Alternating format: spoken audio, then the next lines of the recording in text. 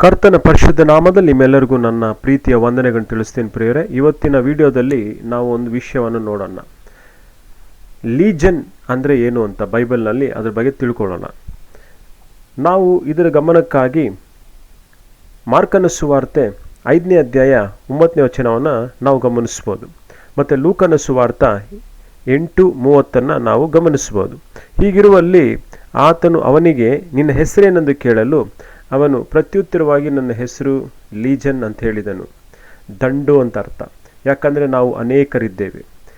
ನಂತರ ಲೂಕನ ಸುವಾರ್ತೆಯನ್ನು ನಾವು ಗಮನಿಸಿದಾಗ 8:30 ಯೇಸು ಅವನಿಗೆ ನಿನ್ನ ಹೆಸರು ಏನೆಂದು ಕೇಳಿದನು. ಅದಕ್ಕೆ ಅವನು ಲೀಜನ್ ಅಂದನು, ಯಾಕಂದರೆ ಬಹಳ ದೆವ್ವಗಳು ಅವನಲ್ಲಿ ಸೇರಿಕೊಂಡಿದ್ದವು ಅಂತ ಅರ್ಥ.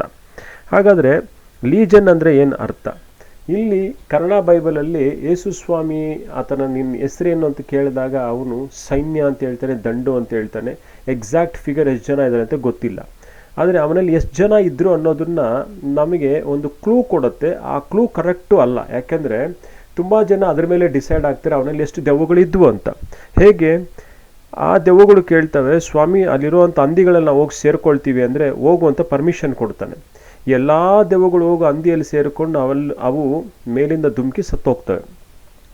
ಆಗ ಲೇಖಕನು ಬರೀತಾನೆ 2,000 ಹಂದಿಗಳಿದ್ವು ಅಂತ. ಅವಾಗ 2,000 ಹಂದಿಗಳು ಇದ್ವು ಅಂದಾಗ 2,000 ದೆವ್ವಗಳಿದ್ರು ಅಂತ ಕೆಲವರು ಡಿಸೈಡ್ ಆಗ್ತಾರೆ. ಹಾಗಲ್ಲ, ಗ್ರೀಕಲ್ಲಿ ಉಪಯೋಗಿಸಿರುವಂಥ ಪದ ಅಲ್ಲಿ ಲೆಗ್ಯಾನ್ ಅಂತ, ಅಂದರೆ ಲೀಜನ್ ಅಂತ. ಲೀಜನ್ ಅಂದರೆ ಏನು ಅನ್ನೋದನ್ನು ನಾವು ಗಮನಿಸಿದ್ದೇ ಆದರೆ ಅದಕ್ಕೆ ಒಂದು ಬ್ಯಾಕ್ಗ್ರೌಂಡ್ ಇದೆ. ಆ ಬ್ಯಾಕ್ಗ್ರೌಂಡನ್ನು ನಾವೇನಂತ ನಾವು ತಿಳ್ಕೊಳ್ಳೋಣ. ಮೊದಲನೇದಾಗಿ ನಾವು ಇಲ್ಲಿ ಗಮನಿಸಿದ ಅದರ ಸ್ಕ್ರೀನಲ್ಲಿ legion is a regiment of Roman army composed of 3,000 to 6,000 men ಅಂತ. ಅಂದರೆ ಈ ರೋಮನ್ ಸೈನ್ಯದಲ್ಲಿ ಒಂದು ಭಾಗ ಏನಿರುತ್ತೆ, ಸೈನಿಕರ ಭಾಗ 6,000 ಸೈನಿಕರನ್ನು ಒಳಗೊಂಡಿರುವಂಥ ಒಂದು ಭಾಗವನ್ನು, ಆ ಪಠಾಳವನ್ನು ಲೀಜನ್ ಅಂತ ಕರೀತಾರೆ. ಇದು ಅಗಸ್ಟಸ್ನ ಟೈಮಲ್ಲಿ ಇದಿತ್ತು. ಅಂದರೆ ರಫ್ ಆಗಿ 6,826 ಮೆನ್ ಇರ್ತಾರೆ, ಸೈನಿಕರಿರ್ತಾರೆ. ಅದರಲ್ಲಿ 6,100 ಫುಟ್ ಸೋಲ್ಜರ್ಸ್ ಅಂದರೆ ಕಾಲ್ಬಲದ ಸೈನಿಕರು, 726 ಹಾರ್ಸ್ಮೆನ್ ಕುದುರೆಯನ್ನು ಏರಿ ಯುದ್ಧ ಮಾಡುವರು. While legion has come to mean a multitude or many ಅಂತ ಅರ್ಥ. ಹೀಗಿರುವಲ್ಲಿ ಒಂದು ಲೀಜನಲ್ಲಿ 6,000 ಜನ ಇರ್ತಾರೆ ಅಂತ ನಮಗೆ ಅರ್ಥ ಆಗುತ್ತೆ. ಹಾಗಾದರೆ ಸ್ವಾಮಿ ನಿನ್ನ ಹೆಸರೇನು ಅಂತ ಕೇಳಿದಾಗ ಅವನು ದಂಡು ಅಂತ ಕನ್ನಡದಲ್ಲಿ ಹೇಳ್ತಾನೆ. ಆದರೆ ಗ್ರೀಕಲ್ಲಿ ಲಿಗ್ಯೋನ್ ಅಂತ ಉಪಯೋಗಿಸಲ್ಪಟ್ಟಿರಬೇಕಾದಾಗ ಅದರ ಅರ್ಥ ಏನು ಅಂದರೆ ನಾವು 6,000 ದೆವ್ವ ಇದ್ದೀವಿ ಅಂತ ಅರ್ಥ. 6,000 ದೆವ್ವ ಇದ್ದೀವಿ ಅಂತ ಹೇಳುವಾಗ ಅಷ್ಟು ದೆವ್ವವನ್ನು ಇಟ್ಕೊಂಡು ಹಿಂಸೆಗೊಳಗಾಗಿರ್ತಾನೆ. ಅವನ ಚೈನಿಂದ ಕಟ್ಟಾಕಿದ್ರು ಬಿಡಿಸ್ಕೊಳ್ತಾನೆ, ಅವನನ್ನು ಅವನೇ ಗಾಯಪಡಿಸ್ಕೊಳ್ತಾನೆ. ಅವನಿರುವ ಮಾರ್ಗದಲ್ಲಿ ಯಾವ ಜನರು ಹೋಗೋಕ್ಕೆ ಭಯಪಡ್ತಾರೆ, ಗುಹೆಗಳಲ್ಲಿರ್ತಾನೆ. ಮತ್ತು ಅವನಿಗೆ ಅಡ್ರೆಸ್ ಇಲ್ಲ, ಇವನ ತಂದೆ ತಾಯಿ ಇದ್ರ ಬಗ್ಗೆ ಯಾವುದೇ ಒಂದು ಚರಿತ್ರೆ ಇಲ್ಲ. ಬಹಳವಾಗಿ ಅವನು ಟಾರ್ಮೆಂಟ್ಗೆ ಒಳಗಾಗಿರ್ತಾನೆ. ಅವನನ್ನು ಹುಡುಕೊಂಡು ಹೋಗಿ ಸ್ವಾಮಿ ಅವನನ್ನು ಏನು ಮಾಡ್ತಾನೆ, ಬಿಡುಗಡೆ ಮಾಡ್ತಾನೆ. ಎಲ್ಲ ದೆವ್ವಗಳು ಯೇಸು ನಾಮಕ್ಕೆ ಅಧೀನವಾಗಬೇಕು. ಅದು ಲೀಜನ್ ಆದರೂ ಸರಿ, ಇನ್ಯಾವುದಾದರೂ ಸರಿ, ಎಲ್ಲ ನಾಮಕ್ಕಿಂತ ಮೇಲಾದ ನಾಮ ಯೇಸುವಿನ ನಾಮ ಆಗಿರುತ್ತೆ. ಇದು ಲೀಜನ್ ಅಂದರೆ ಅರ್ಥ.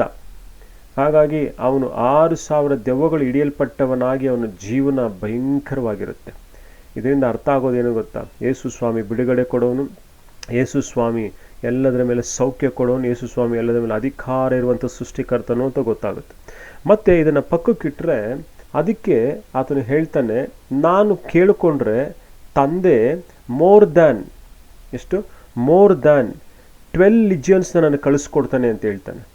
ಆವಾಗ ಮೋರ್ ದ್ಯಾನ್ 12 ಲಿಜಿಯನ್ಸ್ ಅಂದರೆ ನಾವು ಬರೀ 12 ಇಂಟು 6,000 ಹಾಕ್ಕೊಳ್ಳೋಣ. ಅವಾಗ ಎಷ್ಟಾಯಿತು? 72,000 ಆಯಿತು. 72,000 ಸೈನಿಕರು ಅಲ್ಲಿ ಇಳಿದ್ರೆ ಇಸ್ರಾಯೇಲ್ ಯಾರು ಇರಲ್ಲ, ಅಲ್ಲಿ ಎಲ್ಲ ಉಡಿಸ್ ಮಾಡಾಕ್ಬಿಡ್ತಾರೆ. ಕೇಳಿಕೊಂಡ್ರೆ ಕೊಡ್ತಾನೆ ಅಂತ ಹೇಳ್ತಾನೆ. ಆದರೆ ನಾನು ಬಂದಿದ್ದು ಶಿಲುಬೆ ಹಾಕಿಸ್ಕೊಳ್ಳೋದಕ್ಕೆ, ಹಾಗಾಗಿ ಆತನ ಚಿತ್ತವನ್ನು ನೆರವೇರಿಸ್ತೀನಿ ಅಂತಾನೆ. ಅಲ್ಲೂ ಉಲ್ಲೇಖನ ಏನಂದರೆ ಲಿಜಿಯನ್ನ ಕುರಿತು ಒಂದು ಪಾಯಿಂಟ್ ಹೇಳಲ್ಪಟ್ಟಿದೆ. ಅದು ನಿಮಗೊಂದು ಇನ್ಫಾರ್ಮೇಷನ್ ಕೊಡ್ತಾ ಇದ್ದೀನಿ. ಹಾಗಾದರೆ ಬೈಬಲಲ್ಲಿ ಲೀಜನ್ ಅಂತ ಬಂದಾಗ ನಾವು ಅರ್ಥ ಮಾಡ್ಕೋಬೇಕಾಗಿರೋದು ಏನು ಅಂದರೆ 6,000 ದೆವ್ವಗಳನ್ನು ಒಳಗೊಂಡಿರುವಂಥ ವ್ಯಕ್ತಿ ಅಂತ. 2,000 ಅಲ್ಲ, 2,000 ಹಂದಿಗಳ ಮೇಲೆ ಡಿಸೈಡ್ ಮಾಡಬಾರ್ದು. ರೋಮನ್ನ ಒಂದು ಸೈನ್ಯದಲ್ಲಿ ಏನಿತ್ತು, ಗ್ರೀಕಿನ ಪದ ಏನಿತ್ತು ಅನ್ನೋದನ್ನು ನಾವು ಬಹಳ ಇಂಪಾರ್ಟೆಂಟಾಗಿ ನಾವು ಅರ್ಥ ಮಾಡ್ಕೋಬೇಕು. ಹಾಗಾಗಿ ನಾವಿವತ್ತು ತಿಳ್ಕೊಂಡಿದ್ದೇನು ಅಂದರೆ ಲೀಜನ್ ಅಂದರೆ ಏನು. ಲೀಜನ್ ಅಂದರೆ 6,000. ಅವನು ದಂಡು ಅಂತ ಹೇಳುವಾಗ 6,000 ಜನರಿದ್ದರು ಅಂತ ಅರ್ಥ. ಸೊ ಹಾಗಾಗಿ ನೆಕ್ಸ್ಟ್ ಟೈಮ್ ಕನ್ಫ್ಯೂಸ್ ಮಾಡ್ಕೋಬೇಡಿ. ಇದು ಇದರ ಕುರಿತಾದಂಥ ಬ್ಯಾಕ್ಗ್ರೌಂಡ್. ಮತ್ತು ನೆಕ್ಸ್ಟ್ ವಿಡಿಯೋ ಜೊತೆಗೆ ನಾನು ಬರ್ತೀನಿ. ಅಲ್ಲಿವರೆಗೂ ಕರ್ತನ ಕೃಪೆ ಎಲ್ಲರನ್ನ ಕಾಪಾಡ್ತಾ ಮುಂದಕ್ಕೆ ಕರ್ಕೊಂಡು ಹೋಗಲಿ. ನಮಸ್ಕಾರ. Thank you.